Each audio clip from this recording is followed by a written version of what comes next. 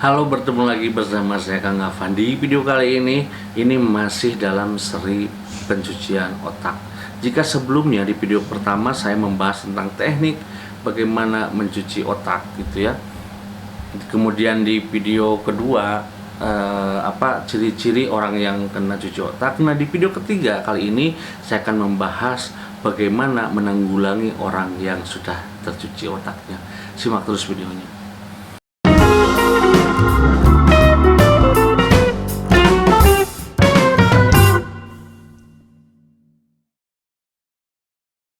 Oke, langsung saja ke hal yang pertama. Jadi yang pertama itu bagaimana jika misalnya ya di lingkungan kalian, apakah lingkungan pertemanan ataupun lingkungan keluarga kalian atau di sekitar tempat tinggal kalian itu ada yang teridentifikasi dari ciri-ciri yang video kedua ataupun yang pertama itu bahwa mereka korban dari cuci otak, maka yang harus kalian lakukan itu yang pertama itu buat si target itu atau si orang itu menyadari bahwa ia sebetulnya sudah dicuci otaknya. Nah, ini sebetulnya gampang-gampang susah dan susah-susah gampang juga gitu. Karena biasanya orang yang sudah tercuci otaknya sudah merasa yakin dan ya, sangat yakin gitu terkait dengan sekte ataupun kelompok atau ismenya gitu. Nah, ini sangat susah gitu ya untuk membuat bagaimana menyadarkan mereka gitu bahwa mereka itu sebetulnya korban cuci otak.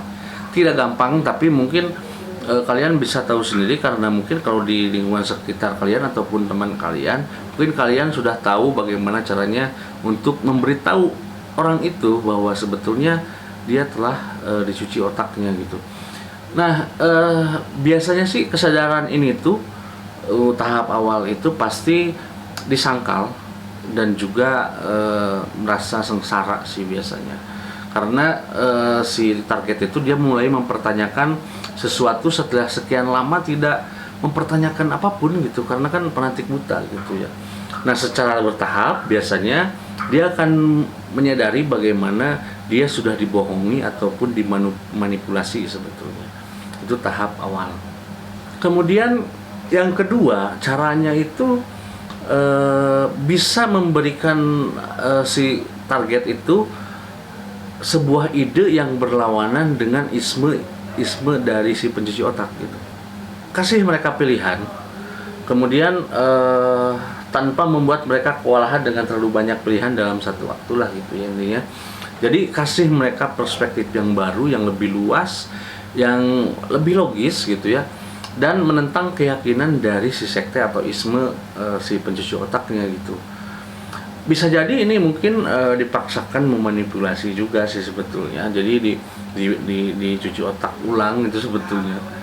Nah, tapi ini agar intinya sih si target itu atau si korban itu bisa lebih banyak referensi sehingga dia akan seiring waktu gitu ya akan luntur kepercayaan kepada sekte atau isme sebelumnya, dan dia akan lebih banyak menerima referensi yang lebih banyak lah gitu. Nah, si korban cuci otak ini bisa didorong ya untuk membuat keputusan sendiri berdasarkan informasi baru tersebut gitu. Jadi pada awalnya mungkin si target ini akan cemas ya karena keharusan membuat keputusan sendiri, karena biasanya dia langsung bagaimana apa yang diperintahkan kelompok atau pimpinannya itu langsung ditaati tanpa bertanya sekalipun. Tapi kali ini dia disuruh untuk membuat keputusan sendiri berdasarkan informasi yang baru gitu ya, yang referensi yang lebih luas dan juga lebih baru gitu. Tetapi biasanya ini seiring waktu juga dia akan tidak cemas lagi gitu ketika membuat keputusannya gitu.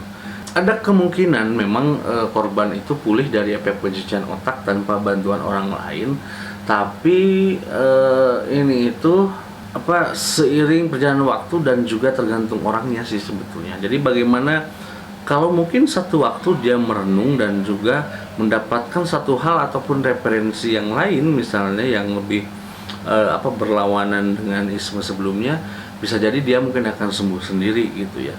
Dan mungkin malu sendiri dan juga introspeksi sendiri.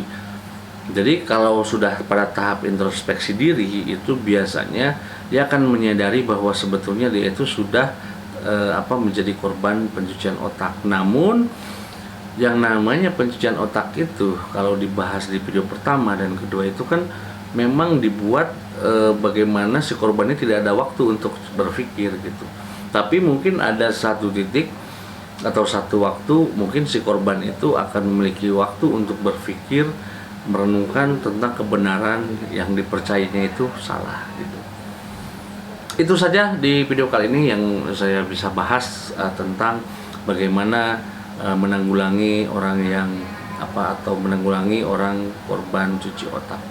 Mudah-mudahan ini video ini bisa bermanfaat ya, dari video pertama, kedua dan ketiga itu tentang pencucian otak. Mudah-mudahan kalian menambah referensi dan juga kalian bisa antisipasi jika di sekeliling kalian mungkin ada yang teridentifikasi korban pencucian otak.